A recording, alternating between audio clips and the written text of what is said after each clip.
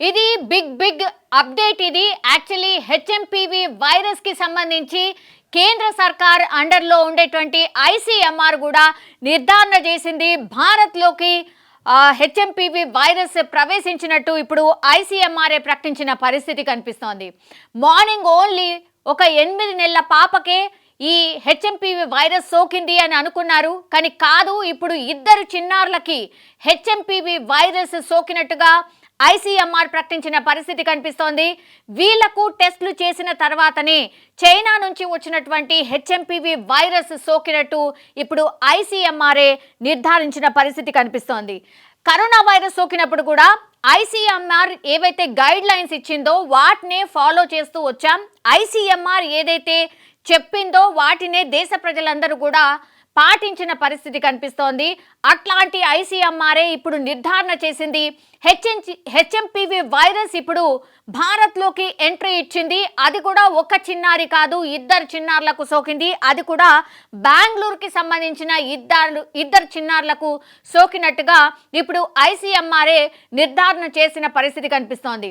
కానీ వీళ్లకు ఎక్కడ కూడా ఇంటర్నేషనల్ ట్రావెల్ చేసినట్టుగా ఎక్కడ కూడా నిర్ధారణ కాలేదు. అంటే అంతర్జాతీయ ప్రయాణాలు ఎక్కడ కూడా వీళ్ళు చేసినట్టుగా రికార్డ్స్ లేవు. అంతర్జాతీయ ప్రయాణాలు చేయనప్పటికీ కూడా ఈ చిన్నారులకు మరి హెచ్ఎంపీవీ వైరస్ ఎలా సోకింది అనేసే ఇప్పుడు ఆందోళన నెలకొంటోంది. అండ్ భారత్లోకి ఇప్పుడు హెచ్ఎంపీవీ వైరస్ స్ప్రెడ్ అయింది అన్నటువంటి వార్త ఇప్పుడు చాలా మందిని భయాందోళనకు కూడా గురి చేస్తున్న పరిస్థితి కనిపిస్తోంది. ఎందుకంటే చైనాలో ఇది చాలా ఫాస్ట్గా స్ప్రెడ్ అవుతోంది.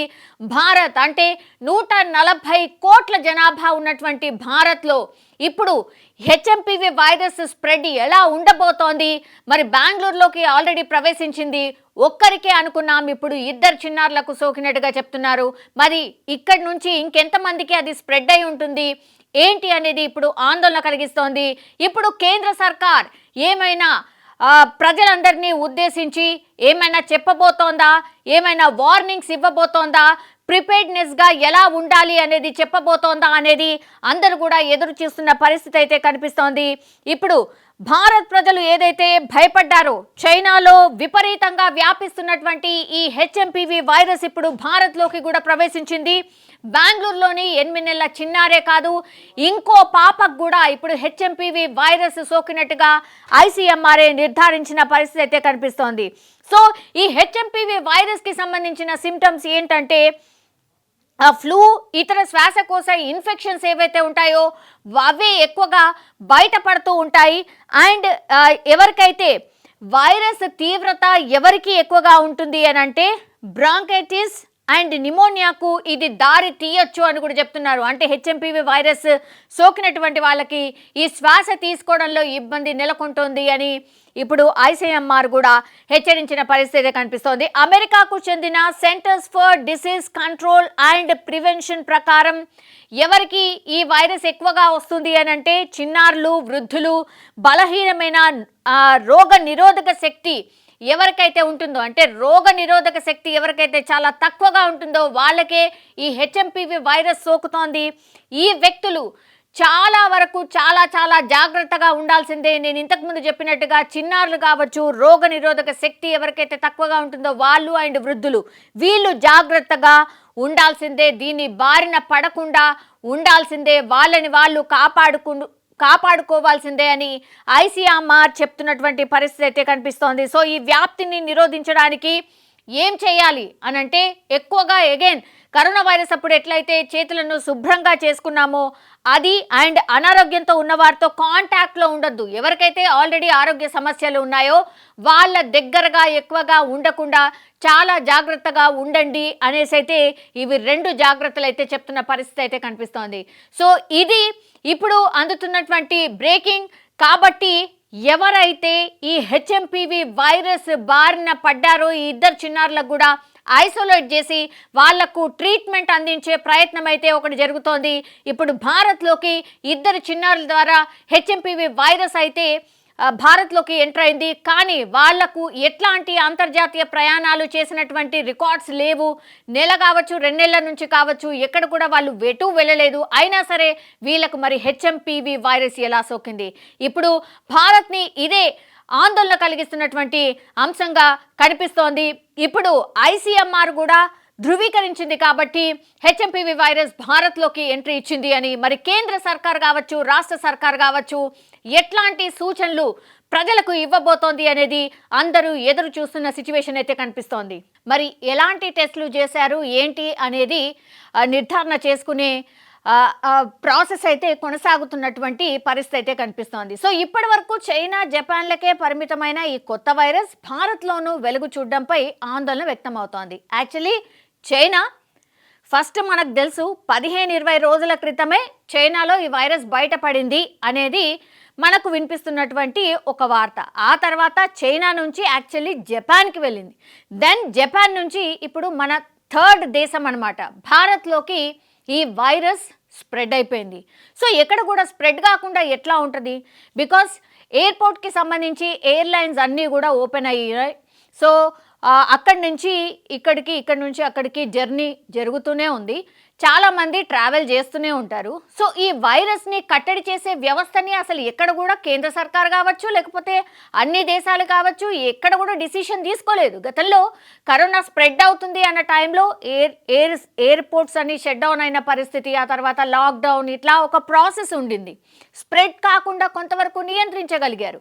బట్ ఇప్పుడు అట్లాంటిది ఏమీ లేదు, అలాంటి డిసిషన్స్ కూడా ఏం తీసుకోలేదు. అండ్ ప్రభుత్వాలు కూడా చెప్తున్నాయి అంత భయపడాల్సిన అవసరం లేదు. యాక్చువల్లీ ఇది సీజన్, ఫ్లూ సీజన్ కాబట్టి ఇట్లాంటి వైరసెస్ వస్తూ పోతుంటాయి, ఇది అంత డేంజరస్ కాదు అనేటువంటి మాట కూడా చెప్తుంది. బట్ జాగ్రత్తలు అయితే తీసుకోండి, ఇది మాత్రం ఖచ్చితంగా చెప్తున్నటువంటి పరిస్థితి. ఇప్పుడు కేంద్రం అయితే అలర్ట్ అయిన పరిస్థితి. ఒకవేళ స్ప్రెడ్ ఎక్కువగా ఉంటే మరి ఏం చెయ్యాలి? బికాజ్ ఇది నిమోనియాకి సంబంధించిన సిమ్టమ్స్, అంటే ఊపిరితిత్తులకు సంబంధించిన సిమ్టమ్స్ కలిగి ఉంది హెచ్ఎంపీవీ వైరస్. కాబట్టి ఆక్సిజన్ ఎక్కువగా అవసరం పడుతుంది పేషెంట్స్కి అనేది డాక్టర్స్ చెప్తున్నటువంటి మాట. ఒకవేళ ఆక్సిజనే అవసరం పడితే మరి ఆక్సిజన్ సిలిండర్స్కి సంబంధించిన వ్యవస్థ, ఆక్సిజన్ సిలిండర్స్ గతంలో కూడా దొరక్క, హాస్పిటల్స్లో బెడ్లు దొరక్క కరోనా టైంలో డెల్టాకి సంబంధించిన స్ప్రెడ్ జరిగినప్పుడు చాలామంది చనిపోయినటువంటి సిచ్యువేషన్ ఉంది. మరి ఇప్పుడు నిమోనియాకి సంబంధించిన సిమ్టమ్స్ ఉంటున్నాయి కాబట్టి, ఇప్పుడు 8 నెలల చిన్నారికే సోకింది కాబట్టి మరి ఎట్లా? ఆక్సిజన్ సిలిండర్స్కి సంబంధించిన వ్యవస్థ కేంద్ర సర్కార్ అరేంజ్ చేయబోతోందా? ఎందుకంటే ఫస్ట్ ఒక కేసు నుంచి స్టార్ట్ అవుతుంది, దాని తర్వాత అట్లా స్ప్రెడ్ అవుతుంది. అండ్ హెచ్ఎంపీవీ వైరస్ స్ప్రెడ్డింగ్ కూడా చాలా త్వరగా అండ్ చాలా ఎక్కువగా ఉంది కాబట్టి ఆ ప్రిపేర్డ్నెస్ గిన కేంద్ర సర్కార్లు కావచ్చు, రాష్ట్ర సర్కార్లు కూడా సిద్ధంగా ఉన్నాయా? ఇది అతి పెద్ద ప్రశ్న. లాక్డౌన్ అందరు మాట్లాడుతున్నారు కానీ అంటే నిపుణులు కావచ్చు, లేకపోతే డాక్టర్స్ చెప్తున్నటువంటి మాట ఏంటి అంటే జాగ్రత్తలు అయితే ఖచ్చితంగా తీసుకోవాల్సిందే. లాక్డౌన్ పెడితే మాత్రం అన్ని దేశాలకు నష్టం, ఆర్థిక వ్యవస్థ కూడా పూర్తిగా నష్టపోతుంది. అయినా సరే ఒకవేళ రిక్వైర్మెంట్ ఉంటే మరీ మనుషుల ప్రాణాల కంటే ఏది ఎక్కువ కాదు కాబట్టి ఆ డిసిషన్ కూడా తీసుకునే అవకాశం ఉంటుంది. ఒకవేళ ఎప్పుడు స్ప్రెడ్ చాలా ఎక్కువగా ఉంది, హాస్పిటల్స్కి జనం క్యూ కడుతున్నారు, ఆ తర్వాత డేంజరస్ సిచ్యువేషన్లో ఉన్నారు, ఆక్సిజన్స్ అందరికీ అవసరం పడుతున్నాయి అన్నప్పుడు మాత్రం డెఫినెట్లీ అప్పుడు ప్రభుత్వాలు ఒక డిసిషన్ తీసుకునే ఛాన్స్ అయితే డెఫినెట్లీ ఉంది. కానీ ఇప్పుడైతే ఆ లాక్డౌన్ సిచ్యువేషన్ లేదు అనేది నిపుణులు అండ్ డాక్టర్స్ అండ్ కేంద్ర సర్కార్ చెప్తున్నటువంటి మాట. దీని లక్షణాలు ఏంటి అంటే ఈ వైరస్ సోకిన వారిలో ఫ్లూ తరహాలో దగ్గు, జలుబు, జ్వరం వంటి లక్షణాలు కనిపిస్తాయి. ప్రధానంగా 11 సంవత్సరాల లోపు వయసున్న చిన్నారుల్లోనే ఈ వైరస్ వ్యాప్తి ఎక్కువగా ఉన్నట్టు చైనా వైద్య నిపుణులు చెప్తున్నారు. సో పిల్లలకే ఈ వైరస్ ఎక్కువగా సోకుతోంది. తల్లిదండ్రులారా, ఇది మీకే డైరెక్ట్ మెసేజ్. మీ పిల్లలని జాగ్రత్తగా చూసుకోండి. ఇప్పుడు ఫ్లూ లక్షణాలు ఏంటి? జ్వరం కావచ్చు, దగ్గు, జలుబు. ఇప్పుడు మనకు తెలుసు చలికాలం ఇది నార్మల్గానే మనకు ఎక్కువగానే ఫీవర్స్ కానీ, జలుబు కానీ, దగ్గు కానీ ఉంటూ ఉంటాయి. కానీ ఇక్కడ ఈ వైరస్ ఒకవేళ సోకి ఉంటే అది బయటపడమే చాలా, అంటే 3-4 రోజుల తర్వాత బయటపడుతుంది ఒకటి. అండ్ ఫీవర్ కూడా ఎక్కువగా కనిపిస్తోంది. 103 డిగ్రీల ఫీవర్ ఖచ్చితంగా ఉంటుందట. ఇది గుర్తుపెట్టుకోవాల్సిన అంశం.